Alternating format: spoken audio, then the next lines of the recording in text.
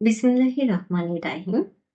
সমস্ত প্রশংসা আল্লাহ তাআলার জন্য, যিনি আমাদের ক্ষমা করেন আর আমাদেরও ক্ষমা করার পথে ডাকেন।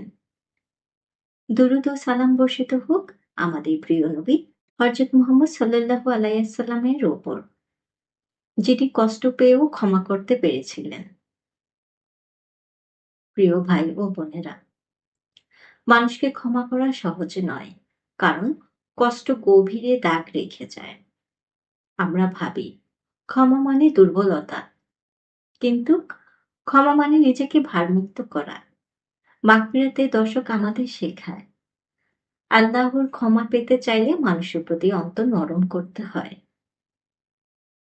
দিনানুর বলে, যে মানুষ রাগ জমিয়ে রাখে তার দেহ শক্ত হয়, রক্তচাপ বাড়ে, নিঃশ্বাস ভারী হয়। ক্ষমা সেই জমাট খুলে দেয়। ক্ষমা মানে এই নয় যে অন্যায় ঠিক হয়ে গেল। ক্ষমা মানে আমি আর এই বোঝা বইব না। আজই নিজেকে প্রশ্ন করুন, আমি কাকে এখনো ক্ষমা করতে পারিনি? কোন নামটা ভাবলে বুক ভারী হয়ে যায়?